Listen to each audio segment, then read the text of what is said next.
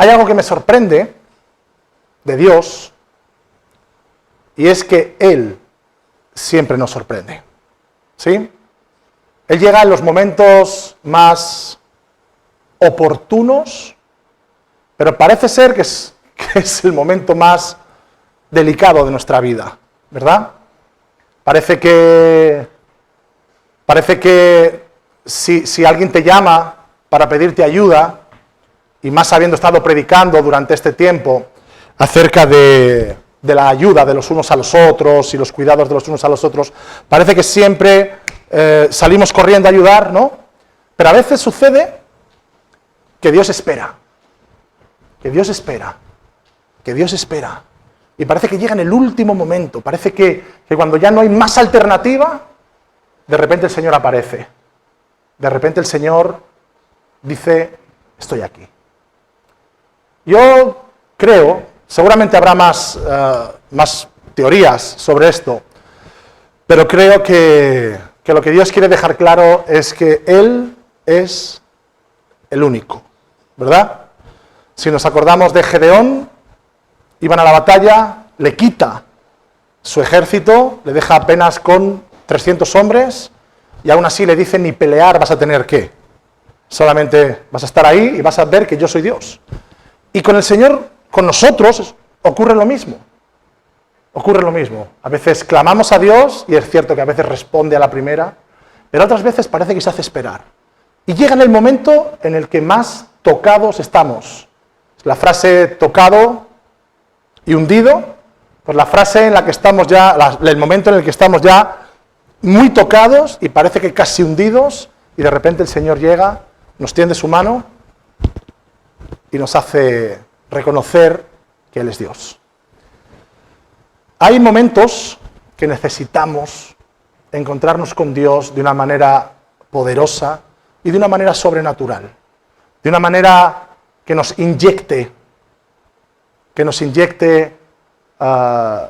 de su espíritu, que nos sople de nuevo aliento de vida sobre nuestra nariz. Y suele ser en momentos en los que estamos, repito, tocados y casi hundidos, pero momentos en los que verdaderamente Dios se muestra, y aunque tú quieras mirar hacia otro lado, aunque tú quieras buscar una alternativa, aunque el hombre quiera decir, ha sido una casualidad, no puedes. Porque ya probaste todos los caminos, porque ya probamos y esperamos en todas las alternativas, y cuando Dios se muestra, dice, yo soy, aquí estoy. Y hay dos pasajes en la Biblia que me encantan, vamos a leerlos, que hablan de esto, hablan de encuentros que transforman la vida de personas, que las transforman de tal manera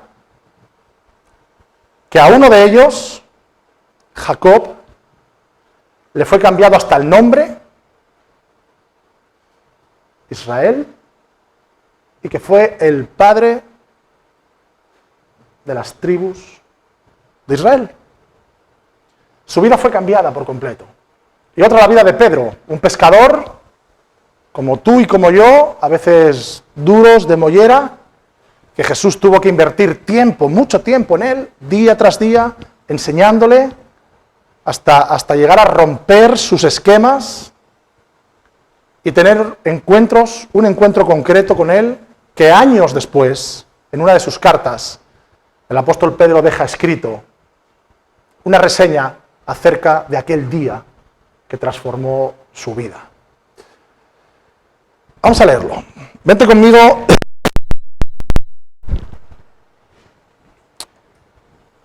Vente conmigo a Génesis 28, versículos del 10 al 19.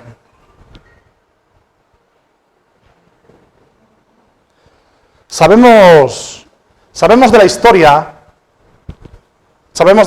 de Jacob.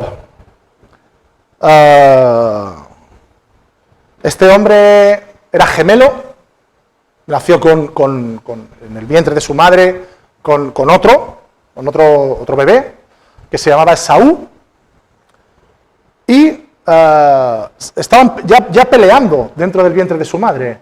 Dice que Jacob salió agarrado del calcañar, del pie, la parte de atrás, donde te aprietas y duele, de su hermano Esaú. Ya había incluso guerra dentro del propio vientre de su madre. Y parece ser que Jacob ya tenía una actitud de coger lo que no era suyo, ¿vale?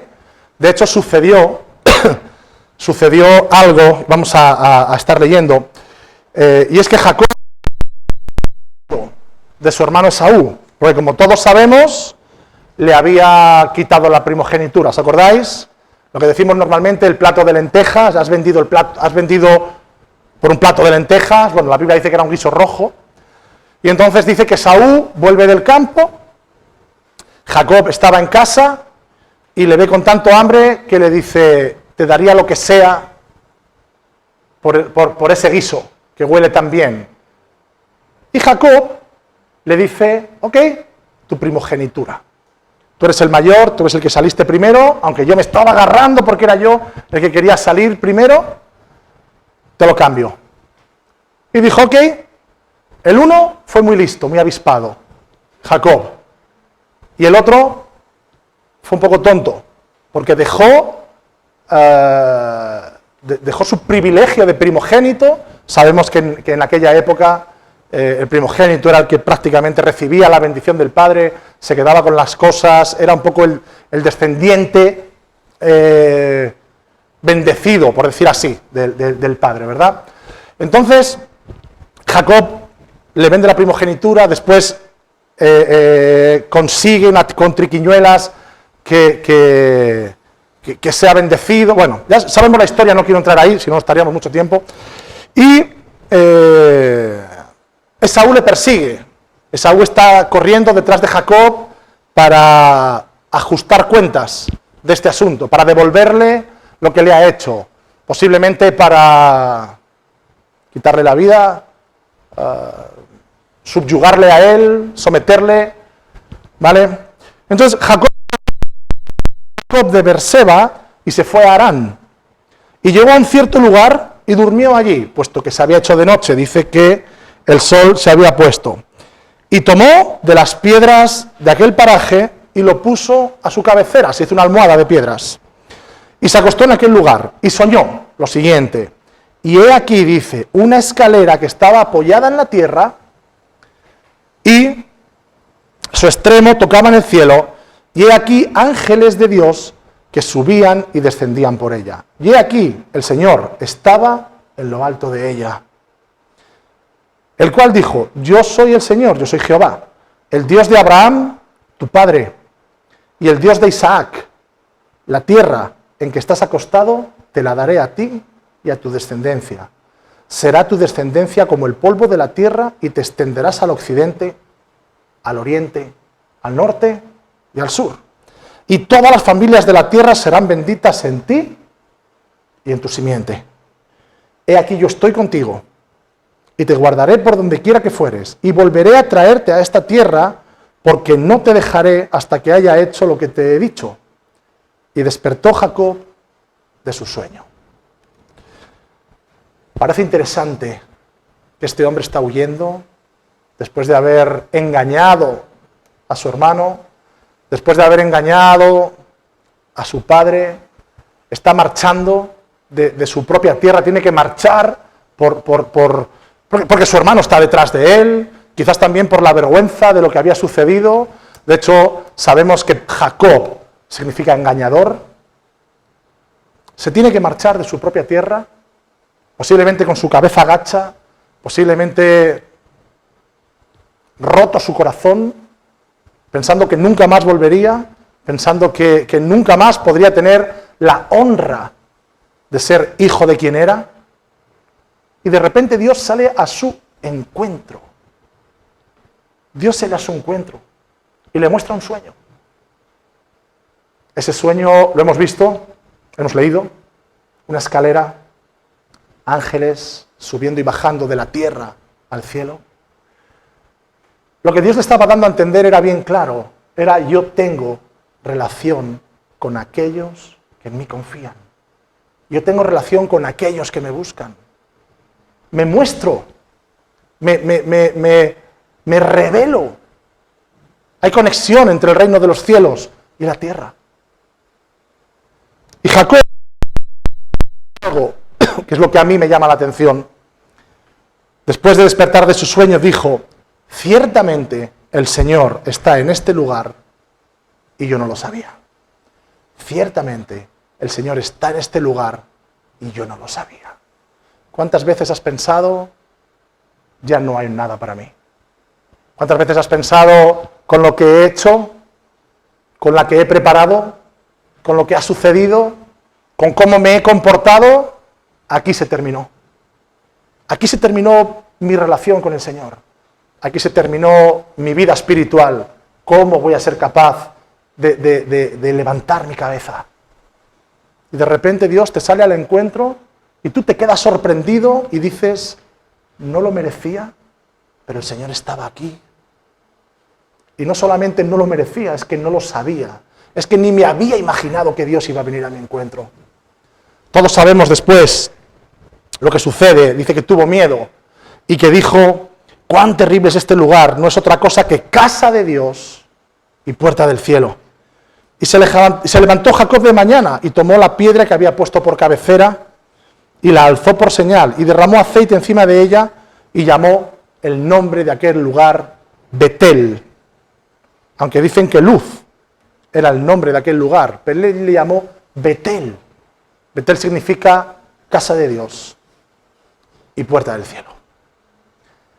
Es curioso, es muy curioso que un hombre como tú y como yo, que mete la pata cada 2 por 3, que tiene una actitud errónea, Dios le sale al encuentro y le dice: te voy a hacer un hombre distinto, te voy a hacer una mujer distinta, voy a hacer alguien que en ti serán bendecidos los que están a tu alrededor. Déjame obrar en tu vida, porque yo quiero tener conexión contigo. Yo quiero que tú seas mi hijo, mi hija. Yo quiero que tú seas mi siervo, seas mi sierva. Hay algo claro en esta historia, muy clara, y es que no dependía de Jacob, sino dependía de Dios, de lo que Dios iba a hacer. Y luego todos sabemos que Jacob tiene una lucha con el ángel del Señor, tiene una lucha con el Señor, y dice que durante toda la noche estuvieron luchando a espada, y que llegó un momento en el que el Señor le golpea en su clavícula, en su cadera, en su cadera, y le deja tocado, le deja la pierna tocada. Otro encuentro que durante años Jacob nunca olvidaría sería este. El encuentro en el que lucha con el Señor y se termina rindiendo. El momento en el que tú y yo decidimos cómo queremos que sea nuestra vida. Y queremos luchar contra el Señor. Y queremos decirle: mira, no te metas. Quédate un poquito ahí alejado, no te quiero permitir que entres directamente en mi vida, pero no puede ser. Y el Señor lucha y contiende con cada uno de nosotros, pero lo hace por amor. Lucha y contiende con cada uno de nosotros por amor, porque sabe que los caminos por los cuales Él nos va a llevar son los mejores caminos que nunca nosotros podamos imaginar. Que nunca nosotros podamos imaginar. Y la vida de este engañador es cambiada. Hasta su nombre es cambiado de engañador a padre de naciones, a padre de naciones. Un encuentro que ha transformado una vida. El apóstol Pedro, todos conocemos historias de Pedro, ¿verdad? Se le dice que era el más rudo de todos, el que tenía el carácter más fuerte de todos, el que nunca iba a negar al Señor, el que allí estaría, el que en el último momento saca su espada y le corta la oreja a uno de los sirvientes del sumo sacerdote para defender que no se lleven a Jesús a crucificar. Jesús también arregló eso. Tomó la oreja del hombre se la puso, se la sanó. Pero este Pedro, de carácter fuerte, de carácter rudo, tuvo muchos tiempos con Jesús, en los que Jesús le enseñaba diariamente con muchísimas cosas del día a día, un discipulado intenso. Pero hubo un encuentro sobrenatural en el que Pedro tiene el privilegio de estar, y es el día de la transfiguración de Jesús. Vamos a leerlo. Estamos en Mateo capítulo 17, versículos del 1 al 9.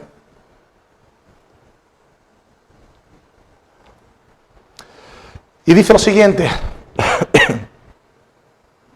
6 días después, Jesús tomó a Pedro, a Jacobo y a Juan su hermano, y los llevó aparte, a un monte alto, y se transfiguró delante de ellos. Se transfiguró delante de ellos. Vamos a ver en qué consiste esto. Y resplandeció su rostro como el sol.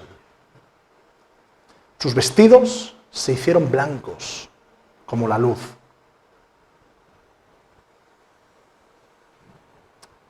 En el Antiguo Testamento nos dice la palabra que el Señor, que Dios tiene el rostro de sol, que tiene vestidos blancos, que tiene ojos de fuego, sobrenatural. Y de repente cuando Jesús sube al monte, parece que toma la versión, por decir así, toma lo que fue capaz de dejar cuando vino a la tierra. Dice la palabra que él, Jesús, no estimó, siendo Dios, no estimó quedarse siendo Dios, sino que fue capaz de convertirse en un hombre, de estar en la tierra entre nosotros, para llegar a morir por cada uno de nosotros. Parece que en este momento del monte de la transfiguración, cuando Él sube, parece que toma la gloria de quién es Él, del Hijo de Dios, de Dios. Y dice que en ese momento se aparecen Moisés y Elías y empiezan a hablar con Él. Mira, no sé tú, pero a mí me temblarían hasta los calcetines. ¿Te puedes imaginar estar caminando con Jesús, que te diga, venid conmigo, subir a un monte y de repente su rostro se cambia, sus ropajes se vuelven blancos como la nieve, como la luz que es imposible mirar, y de repente aparecen Moisés y Elías? ¿Te puedes imaginar eso? ¿Puedes por un momento llegar a pensar esto? Esa gloria derramada en el monte, esa maravilla. Ahí empezó la canción de Maravilloso. En ese momento empezaron Pedro, Juan y Jacobo a cantar, eres maravilloso. No.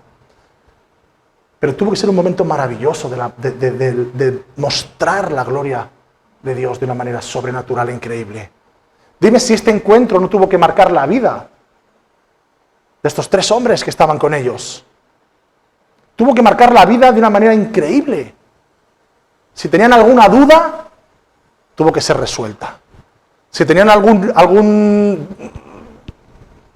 prejuicio, tuvo que ser borrado. Seguro. Y dice que Pedro le dijo, Señor, bueno es para nosotros que estemos aquí. Si quieres, hagamos aquí 3 enramadas. Una para ti, una para Moisés y otra para Elías. Las enramadas, cabañas que hacían para celebrar la fiesta de las enramadas, pero lo que Pedro le está diciendo es quedémonos aquí para siempre, ¿vale? O sea, ¿por qué tienes, Jesús, que volver a cambiar tu imagen si te vemos maravilloso? ¿Por qué Elías y Moisés se tienen que marchar? Quedémonos juntos en este monte, quedémonos. Pero Jesús le responde y le dice, dice que una nube les cubre, ¿verdad? Y he aquí una voz desde la nube que dice, este es mi Hijo amado, en quien tengo complacencia. A él oíd. La misma voz que venía del cielo en el momento en el que Jesús fue bautizado, este es mi Hijo amado, de nuevo se vuelve a oír, este es mi Hijo amado, en quien tengo complacencia, hacedle caso. A él oíd. Y dice que al oír esto, los discípulos se postraron sobre sus rostros y tuvieron gran temor. Gran temor. Posiblemente tuvieran miedo escénico, lo que estaba sucediendo, pero sobre todo tuvieron un miedo santo. Ese miedo que hace que tengamos temor de Dios. Temor de Dios. Y dice Jesús se acercó, los tocó y dijo, levantaos y no temáis. Y alzando ellos los ojos, a nadie vieron ya, solamente a Jesús solo. Cuando descendieron del monte, Jesús les dijo algo y les dijo, no digáis a nadie la visión, hasta que el Hijo del Hombre resucite de los muertos. Callad esto y no se lo digáis a nadie, porque nadie lo va a entender. Nadie que no lo haya visto lo entenderá. Es un encuentro más que es sorprendente, un encuentro sobrenatural de la presencia de Dios, que transforma la vida de Pedro de tal manera que después, en una de sus cartas, en su segunda carta, en el capítulo 1, versículo 16 al 18, dice lo siguiente, años después de esto sucedido, dice, porque no os hemos dado a conocer el poder y la venida de nuestro Señor Jesucristo, siguiendo fábulas artificiosas, fábulas engañosas, cosas inventadas, sino dice, habiendo visto con nuestros propios ojos su majestad.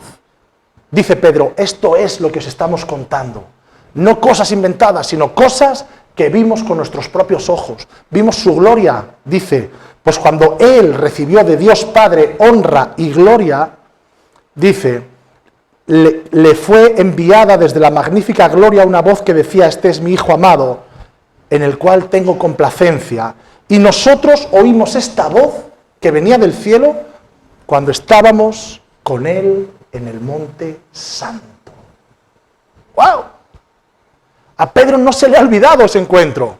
Pedro está compartiendo el Evangelio, Pedro está mandando una carta a la iglesia, dando fábulas. Estamos contando lo que vimos.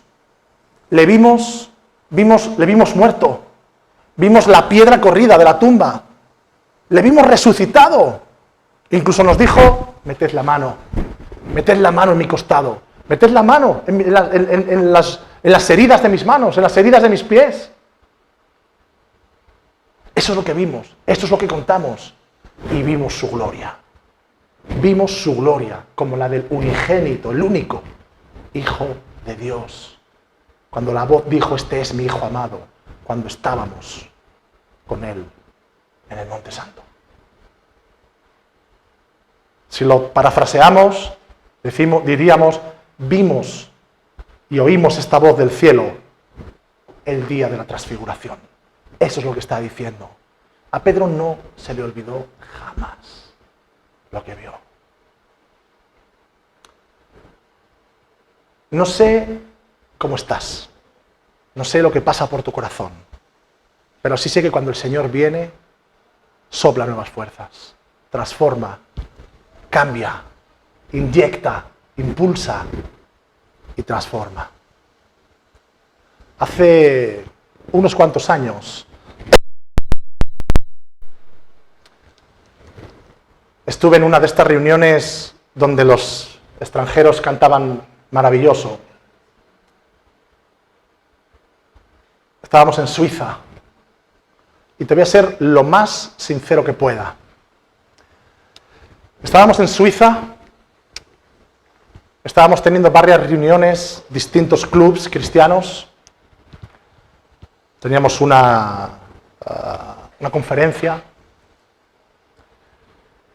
y era la noche del partimiento del pan. Era la noche en la que íbamos a celebrar la Santa Cena. Pero había algo que rondaba mi corazón, había algo que no me dejaba tranquilo, que no me dejaba en paz. Y es una palabra, era algo que la palabra es de 6 letras. ¿Qué puede robarte la paz que tenga 6 letras? Piensa un poco, venga. ¿Qué puede robarte la paz y que cuya palabra sean 6 letras? ¿No he oído? No, ¿también tiene 6? Sí. Pecado. ¿Quién ha dicho pecado? Pecado. Pecado. Así de claro te lo voy a decir.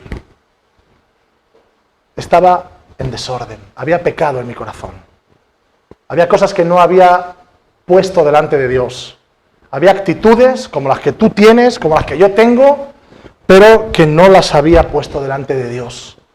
No había pedido perdón a Dios. Aquella tarde, aquella noche, era de noche, con el partimiento del pan, con la Santa Cena, con el pan y el vino delante de nosotros, yo sabía que no podía dar ese paso.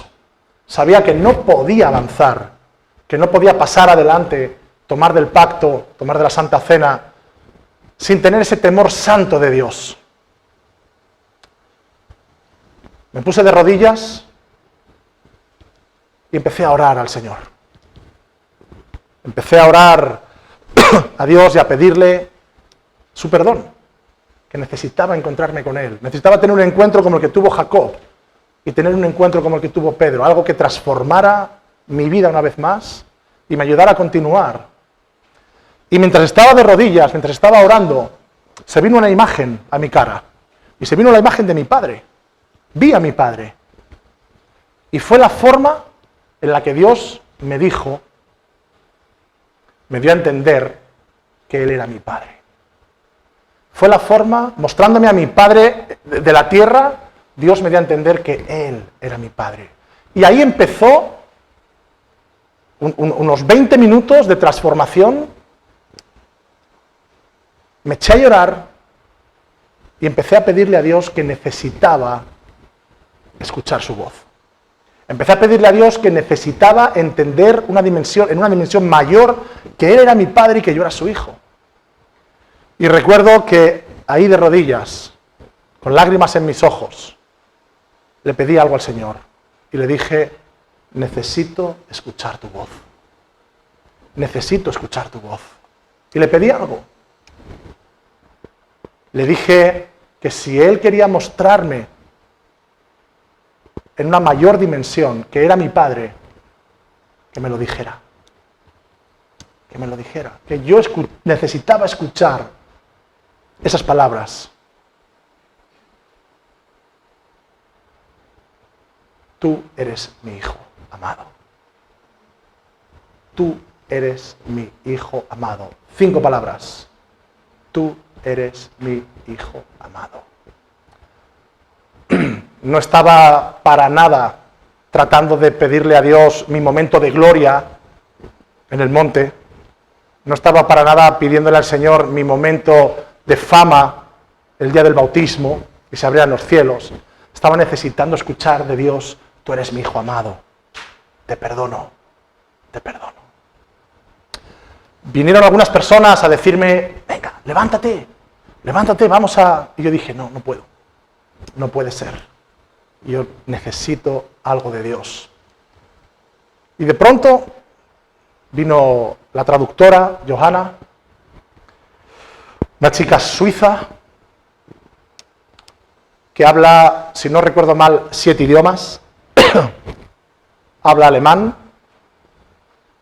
un dialecto que se llama alemán alto, habla inglés, habla francés, habla español, habla portugués, habla árabe y se me queda algún idioma más por ahí. ¿Te puedes imaginar, con este batiburrillo de idiomas en su cabeza, esta chica podía construir frases de distintas formas, ¿no? Cada idioma tiene una forma de construir las frases. A veces los pronombres van delante, a veces los verbos van detrás, a veces un auxiliar, a veces el adjetivo va delante. En España decimos el coche rojo, en inglés se dice rojo coche. Entonces, imagínate esta chica con tantos idiomas en su cabeza.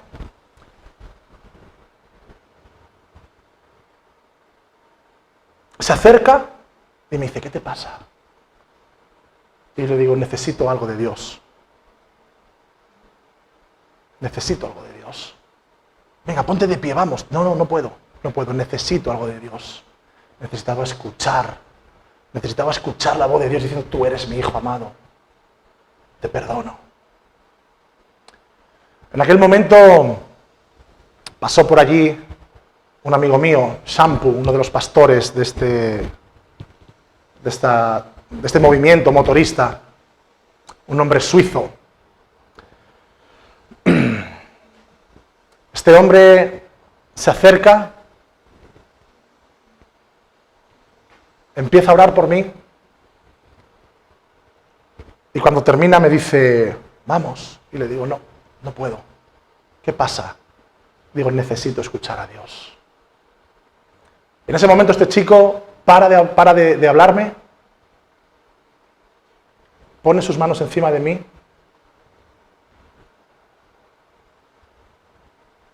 y dice en alemán una frase. Johanna, la traductora, la que tiene 7 idiomas en su cabeza, la que tiene que traducir del alemán al español, empieza a traducir y me dice lo siguiente: así dice el Señor, tú eres mi hijo amado. Mira, no necesité más. No sé lo que siguieron hablando, orando por mí, y ella seguía traduciendo, no sé más. No me acuerdo de más. Pero sí me acuerdo de estas 5 palabras: tú eres mi hijo amado. Eso es lo que yo le pedí a Dios. Señor, necesito tu perdón. Señor, necesito un encuentro contigo. Porque me sentía culpable por pecar, por mi pecado. Era un peso fuerte. Y necesitaba una voz de parte de Dios, un encuentro como el de Jacob, un encuentro como el de Pedro. Esas fueron mis palabras: Señor, necesito escuchar que soy tu hijo amado. Necesito escuchar, tú eres mi hijo amado. Y esas fueron las 5 palabras exactas que yo le pedí a Dios. En aquel momento te puedes imaginar cómo se descargó mi corazón. Cómo se descargó mi corazón. Fue un momento que nunca olvidaré. Fue un momento que podré decir el último día de mi vida, si tengo oportunidad, igual que Pedro, el día que estuvimos con él en el Monte Santo, años después de que lo viviera. El último día de mi vida podré decir, sé dónde voy, porque el Señor perdonó mi pecado y lo sigue haciendo, porque seguiré pecando y Él seguirá perdonando.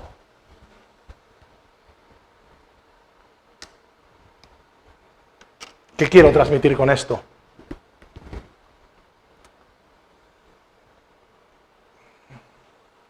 A veces no somos capaces de levantar nuestra cabeza por vergüenza. A veces el peso del pecado está encima de nosotros de una manera tremenda, por actitudes que no son correctas. Pero Dios te dice, eres mi hijo amado. Dios te dice, eres mi hijo amado. Si fui capaz de venir a buscarte cuando no eras mi hijo, si fui capaz de venir a buscarte solo cuando eras una criatura, así dice la palabra, ¿verdad? Dios fue capaz de venir y de mostrarse cuando aún estábamos muertos en delitos y pecados. ¿Cuánto más ahora que su Espíritu Santo está en nosotros? ¿Cuánto más ahora el Señor está dispuesto a venir y a decir, tú eres mi hijo amado, tú eres mi hija amada?